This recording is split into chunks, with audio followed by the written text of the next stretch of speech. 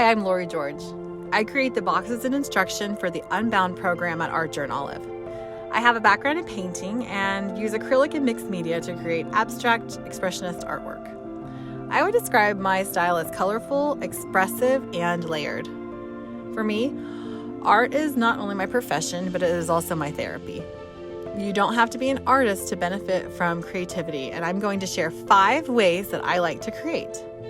The benefits for me come from the doing, the process, and the time I spend creating. When I'm in the process of creating and not worrying about whether what I'm making is any good, I feel calm, expressive, free, and centered. And it's a lot of fun. Number 1, swatches. For me, simply looking at beautiful colors helps to lift my mood. If I get new paint colors or feel like painting, I'll often swatch some of my colors. Maybe I'll focus on blues and greens and look at what happens when I add white or gray to those colors.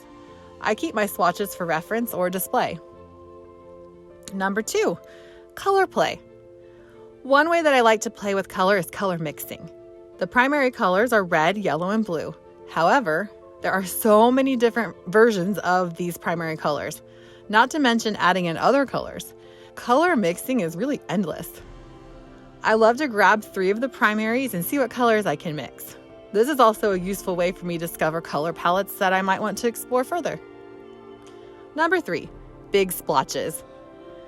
Using colors that are close to each other on the color wheel so that my colors don't get too muddy or brown, I will paint large splotches of color, even blending them on my page until the page is mostly covered.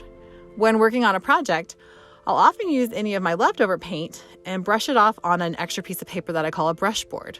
I let that paint dry and then often use these brush boards for bouncing off points for my next creative session. Number 4, mark making. Probably my ultimate favorite way to be creative is making marks. Maybe you doodled on your notes in school, or you like to make bubble letters with polka dots. You can do those things, or even simply scribble, allowing your body to make the marks that come intuitively. Make patterns, swirls, organic shapes, and so on. There are no rules. I like to experiment with a variety of mark-making tools, anything from paint pens, paint and brushes, gel pens, metallic pens, chalk, crayons, etc. For me, there's something about making tiny little dots that is so relaxing. Number 5, new products and techniques. One way to add a spark to your creative time is to try out a new tool, technique, or product. I like to make gel prints, use various tools to apply paint, like a wedge tool, scruffy brushes, or palette knives, and give myself the freedom to explore. I've discovered new ways to add texture and detail to my work using this very method, and it's quite fun. When we were kids, play was the vehicle to learning. Why should that stop as adults? Allowing myself the freedom to play, experiment, and explore in my art space has been fun, calming, and rewarding on so many levels. I invite you to do the same. A few tips to get you set up on a path to more creative time. Set the space. Have a little case or drawer or area that is always ready for a short or long creative break. When it comes to space or materials, work with what you have. Set the mood. Put on some music, light a candle, maybe put your phone on silent. Set the expectation. Play. No rules. Give yourself permission to make ugly art. You can't progress without a mess, right? Make it about the experience. What you make doesn't need to be sold or be museum worthy. Let yourself go. Think flow, fun, intuition.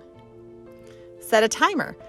Maybe you only feel like you have 15 minutes. Set a timer and start. If the time is up and you want to keep going, no one has to know. Set your habit. Perhaps you can find 15 minutes a day at lunchtime or right before bed, or maybe every Sunday afternoon. If it's a priority, it'll happen. Make creativity a priority, as what you are really doing is making you and your mental health a priority. And that is a wonderful thing. I hope these ideas and tips will help make creative time a little easier and a whole lot more fun.